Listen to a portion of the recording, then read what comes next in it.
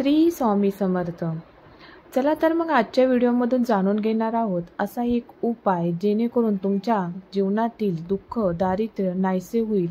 हा एक उपाय नक्की करून पहा. त्या अगोदर चॅनलवर नवीन असाल तर चॅनलला सबस्क्राईब करा आणि व्हिडिओ कुठेही स्किप न करता शेवटपर्यंत पाहत राहा. होळीच्या रात्री गुपचूप हा उपाय करायचा आहे. अत्यंत सोपा हा उपाय आहे.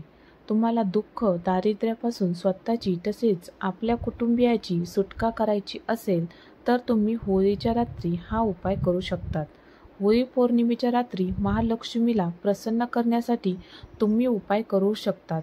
मात्र हा उपाय करताना अत्यंत गोपनीयता पाळावी जेणेकरून तुमच्यावर माता महालक्ष्मी नाराज होणार नाही. 1 रुपया आणि नारळ. होळीच्या दिवशी होलिका दहन झाल्यानंतर तुम्हाला हा उपाय करायचा आहे. त्यासाठी 1 रुपयाचे नाणे आणि नारळ गरजेचे आहे. हा उपाय तुम्हाला तुमच्या घराजवळ पेटणाऱ्या होळीजवळच करायचा आहे. त्यासाठी नारळाची शेंडी काढायची नाही. होळीच्या रात्री उपाय करताना 1 रुपयाचे नाणे घ्या. ते पाण्याने स्वच्छ करून घ्या. तसेच 1 नारळ घ्या. त्यांची शेंडी काढू नका. घराजवळ होलिका दहन झाल्यानंतर हा उपाय करायचा आहे. उपाय करण्यापूर्वी होळीची विधिवत पूजा करावी. नंतर होळीला नैवेद्य दाखवावा.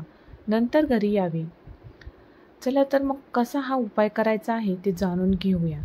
नारळावर ठेवा रुपयाचे नाणे. होळीची पूजा करून घरी या. नारळावर रुपयाचे नाणे ठेवा. त्यानंतर नारळ हातात घेऊन घराच्या मुख्य दरवाजासमोर उभे राहा. नारळ आपल्या घरावरून 7 वेळा ओवाळून घ्या.